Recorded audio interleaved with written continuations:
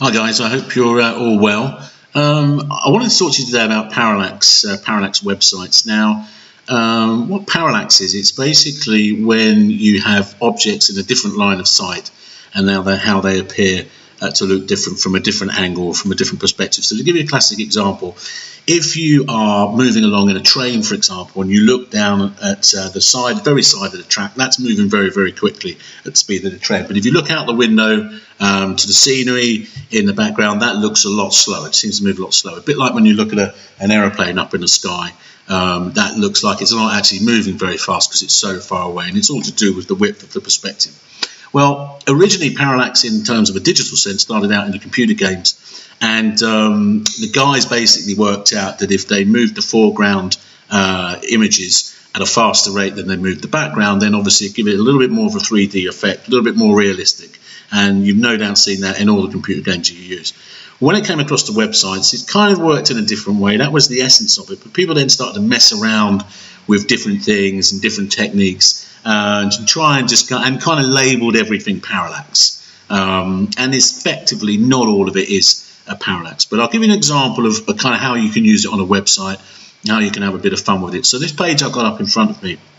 Now in the background there I've got a GIF. Now the reason I've got a GIF, I'll just explain to you, is that parallaxing doesn't work very well on iPads and mobile phones and other tablets, and the reason is to do with how they load the images.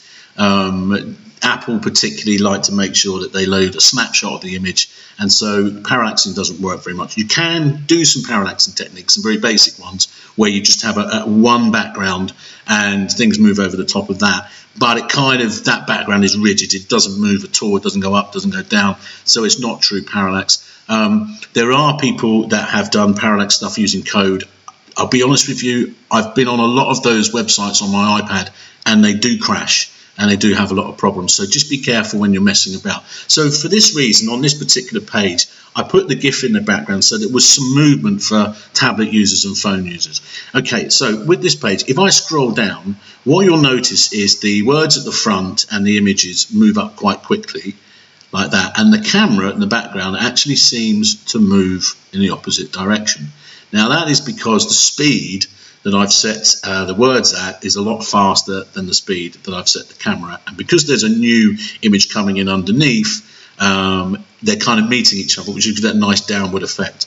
I've also added a couple of little bouncy bits of parallax movement on the slider, so that just kind of, again, it's just a bit of fun. So if someone's mouse hovers over this, they get this kind of strange effect.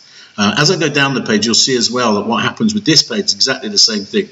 The background is moving down, the laptop's in the front, and the words are moving up. And again, I've got a little bouncing going on just to keep people interested.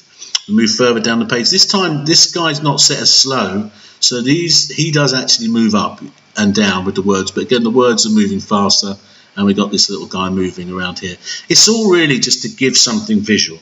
And you can mess about with this as much as you like. And there's a million different examples, even better than mine. But I'm just trying to show you some of the very, very basic techniques. And this is really done by using plugins which break up the page into separate pages, if you like, and each one of those pages allows you to have a different background, and each background you can set at a different parallaxing speed. And as we come down to the bottom, again, this last one is a GIF, and we've got our little bouncy bit there before we go into our demos. And again, if I scroll up and down, you'll see that there's just a little effect. Now, as I said to you, this effect won't work on the tablet. Okay, that will be a locked image just as you're seeing there. But what you do have is you do have the GIF. And I know GIFs are a bit old school, but if you use them in the right way, they can still add just a little bit of animation, okay, and you can have a bit of fun with it. What I'll do next time is I'll talk to you about using animation in the sliders to actually get things coming in at different times, and that can actually really, really help make your website dynamic. And the good news about those is, like the GIFs, they do work on your tablets. Okay, that's it for now. I hope you enjoyed.